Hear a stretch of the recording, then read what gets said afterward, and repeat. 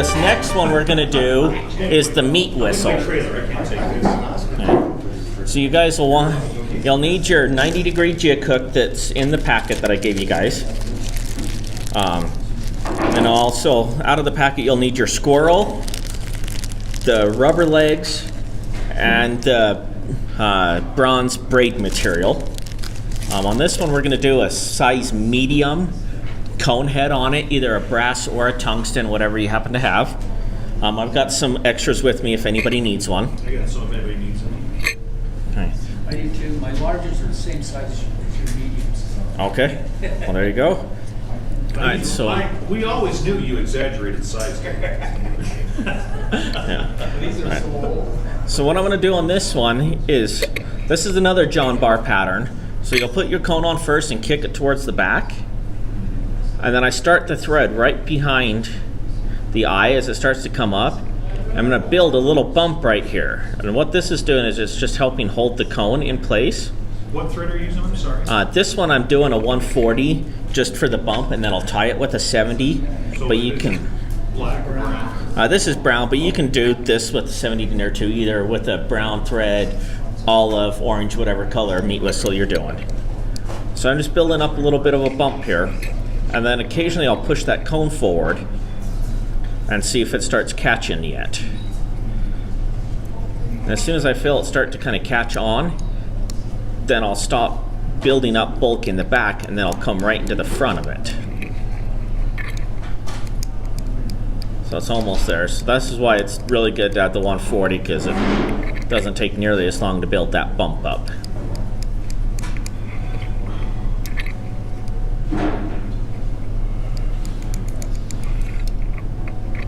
Okay, so there it's just starting to catch on. Then I'll do a couple more wraps to hold it on there. Then I'll kind of push it forward and hold my thumb and forefinger behind it, just so the bead can't slide back again. I'm going to build up a little bullet head right in the front of it. And this is just to prevent the cone from sliding forward all the way onto the eye of the jig. I'll take my thread, finish that off.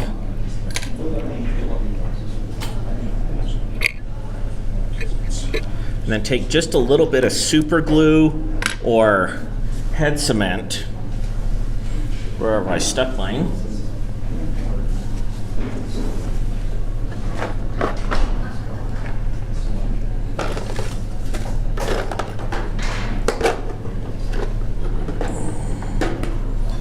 Then I'll put just a little bit of glue or head cement right on that front bump. And that just helps seal that thread, so that way it can't unravel on the fish's teeth, and it helps hold that cone right up in the very front of that fly as well.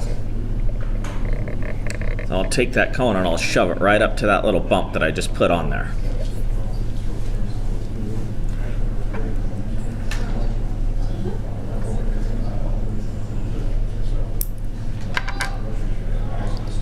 And then I'll take my 70 denier thread now. I'll start that right behind the cone.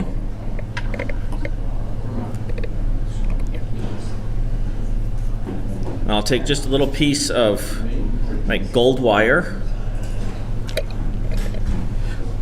or whatever color wire you happen to have with you, and tie that in along the near side.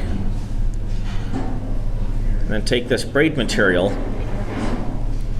tie that in on the top side, and wrap those together right back to the bend of the hook. And then bring your thread forward. And then take that braid material and just wrap it right up the body.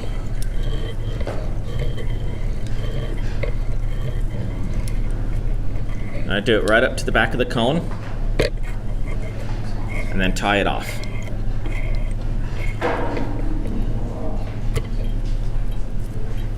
And what you'll do next is you'll actually take the hook and pull it out of your vise and put it in upside down. And then you'll take your squirrel, and I measure it so the tail is a body length long or a little bit shorter. Then you're going to take it and you're actually going to pierce the hook right through the hide so it sits flat on top of there. Then you'll take your hook back out and push that squirrel down so it's tight against the body.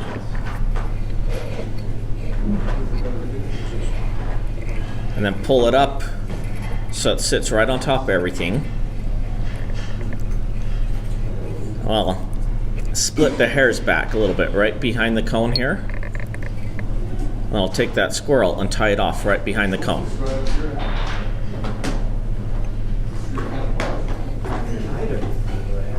And tie that off, and then trim the squirrel. Then I'll take the end of that squirrel and I'll actually push it right up into the cone to help fill that in a little bit. I missed that. Did you palmer that, or you just? No, but I just pulled it right up over the top of the body. And then I'm going to take that wire now, and I'm going to lash that squirrel down to the body. So there's a couple ways you can do it. But what I prefer is that very first one, I'll just kind of part the hair a little bit. And you can either take the hair and part it and push the wire through, or what I do is I come right along the body, right on the hide, and just push the wire right through the body. And you'll trap a few hairs that way, but you trap far less than if you just come right over the top and shove it down.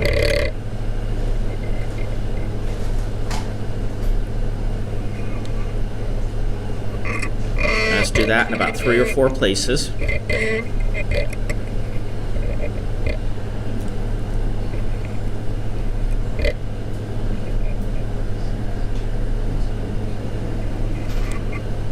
Again, just taking that wire, going right against the hide and pushing it through the hair. And then I'll wrap that wire in a couple places right behind the cone before I tie it off.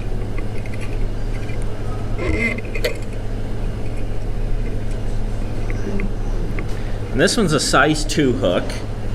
This is another John Barr pattern that I love, and when he tied these originally, he ties them on size 1/0 to 4/0 and uses rabbit.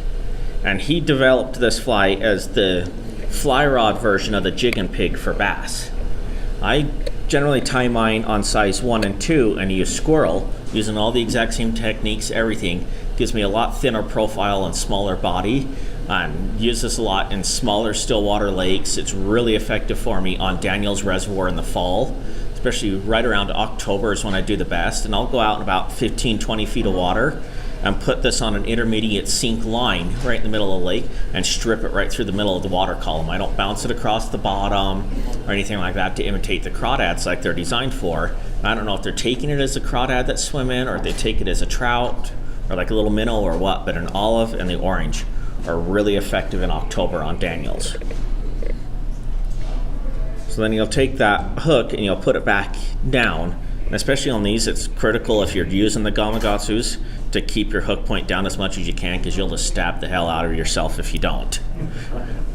So the next thing I'll take is, I'm going to use a little bit of polar flash on this one. You can use flash Shabu, crystal flash, whatever your favorite kind of flash material is. I'll take 10 or 12 strands of it. On this one, less is more, because it is possible to put way too much flash on this fly. This one I'm just doing the gold polar flash. I'm going to take it and fold it in half over my thread. And then come right down over the top of the body. And lash it in so it's going right across the top. And so this is actually going to be the bottom of the fly when it's in the water, but for now it's the top of the fly. And then I take my flash and I just trim it so it's about the length of the squirrel or just a little bit less. Then I'll take my 2 rubber legs and I'll do the same thing. I'll wrap them around, or I'll actually take these and tie 2 of them along the far side.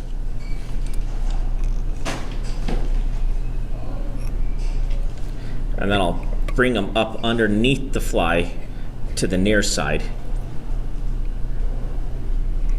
and tie them in the same place. So they're just side by side each other. On those ones, I'll do the same thing about the length of what the squirrel zonker is. So the next material then is we're going to do a marabou collar on it. And so I'll do like a orange or a burnt orange marabou.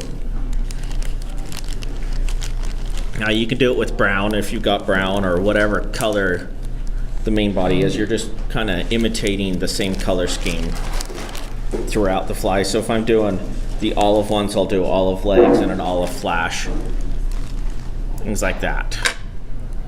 So I'll take this marabou now, and I like to do kind of a big bulky collar, so I'll use the whole tip end of the feather rather than trying to peel some off the sides. I'll kind of measure that up to where I want the marabou not quite as long as the tail, but just past the bend of the hook. So I'll take that and lay it right on top here, and I'll lash it down with about 3 strips, and then I'll take that marabou and I'll pull it around so it kind of helps veil that whole bottom side.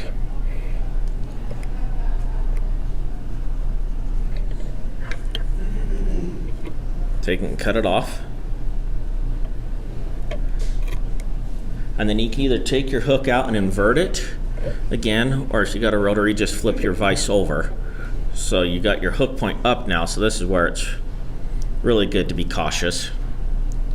And then you'll take one more feather and you'll do the same thing.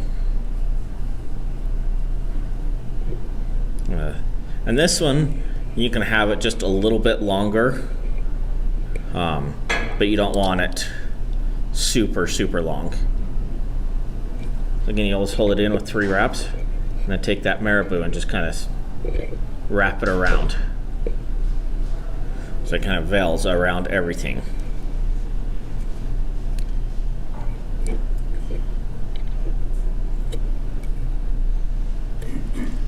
I'll take that tied off, and then you'll take the other part of your squirrel that you didn't use yet, and you'll come right on the end that you're going to be towards the head of it, and peel some of the fiber, the hair, right off it, and just dub it right onto your thread.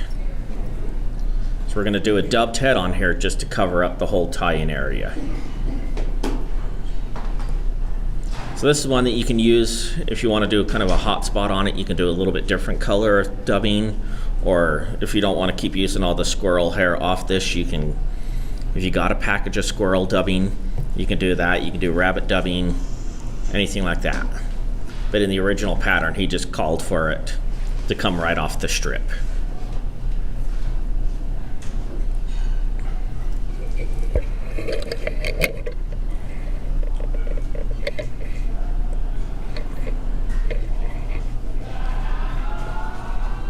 And it doesn't have to be super bulky or anything like that in here. You're just doing a little bit of a dubbing collar just to cover up that tie-in area. And then I do a little bit extra right on the front here just to help close that gap right behind the cone.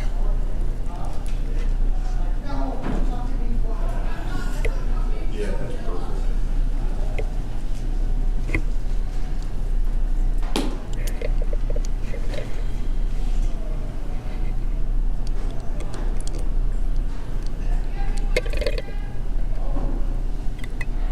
And just a couple of whip finishes on it, and it's completed.